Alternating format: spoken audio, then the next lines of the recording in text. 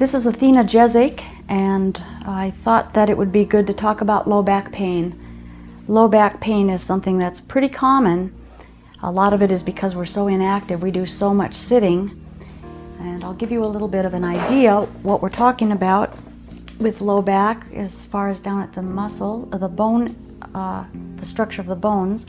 It's this area right in here, the lumbar region, which has a natural curve to it, and that curve is supported by the abdominal muscles.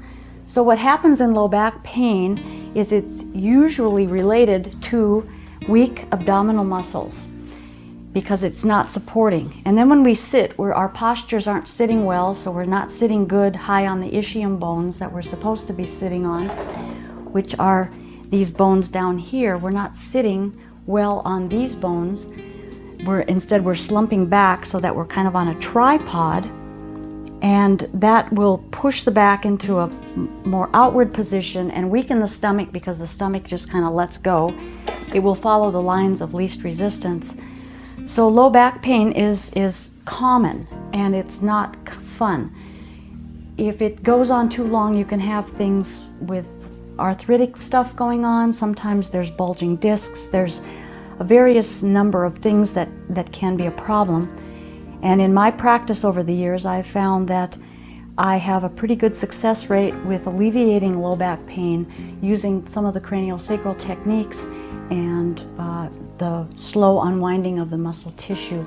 But of course, some of this is also going to be more successful if the person with the low back pain is going to do some work on their abdominals to strengthen them. And it's not sit-ups, it's crunches. If you go beyond the, when you're starting to crunch up, as soon as you lift up the low back off of the floor, you're moving into the area of the hip flexor muscles, which are going to be pulling your body up. So you're losing the abdominal stuff. So you don't have to lift very much to strengthen those abdominal group muscles. There's actually 3 layers of it, and it's good to have a little bit of a twist in part of that exercise so that you get all of the muscles, the ones that twist our body as well as the ones that bend us forward and upward and hold us in. So I'm just here working the muscle, checking that out, and using some thumb iron. Again, you don't go on to the vertebrae itself. You want to work on the side of the vertebrae. And because there's a lot of stress from the positional stuff going on with all of this, that there's a lot of tension that's usually found close into the vertebrae. So that will give you another idea. I also check the position, of course, of the sacrum and the occiput, as well as the spinobasilar junction, because I think that is key to alignment.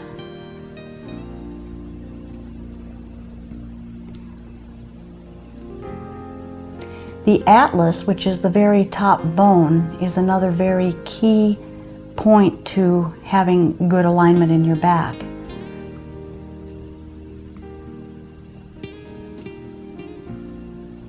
From what I understand, the atlas has a difficult time staying aligned if the spinobasilar junction is not aligned, and vice versa. So everything works together.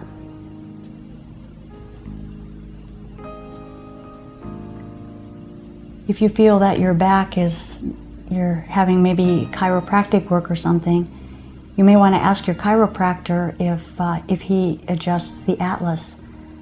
Not all of them do, in my experience.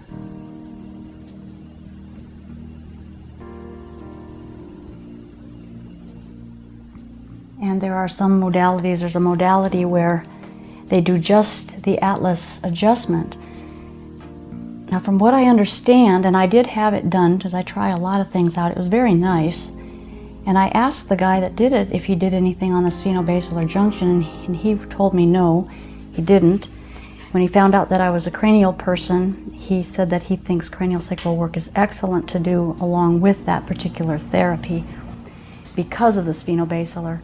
He did a lot of work on the sphenoid bone in order to loosen it and relax it enough, the attachments, in order to get the atlas in place. So there's definitely a connection there.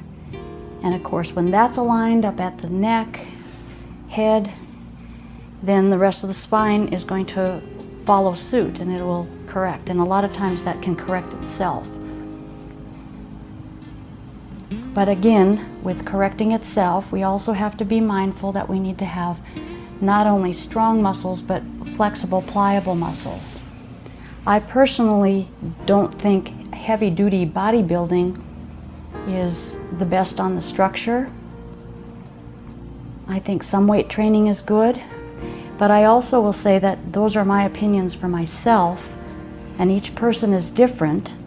The only thing that I really ask people to do is learn what their things are about, learn what it's about, and follow your own intuition as to what your body needs. Connect back with your body.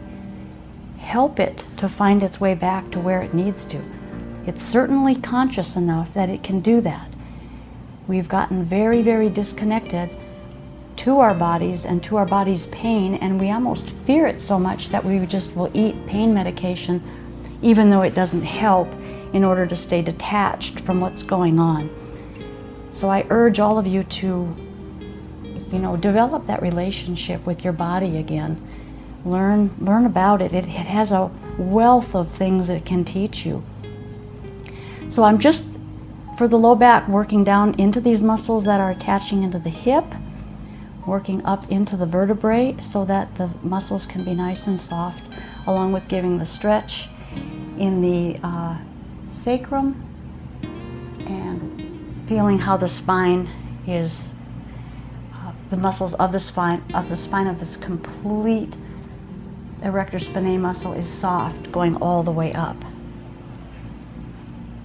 And then I would recommend to this client to do some sort of crunches and stretches for the back. So with that, I hope that helps you get some understanding about low backs and how to remedy them.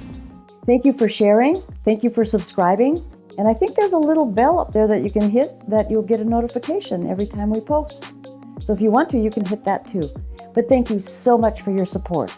I really appreciate it.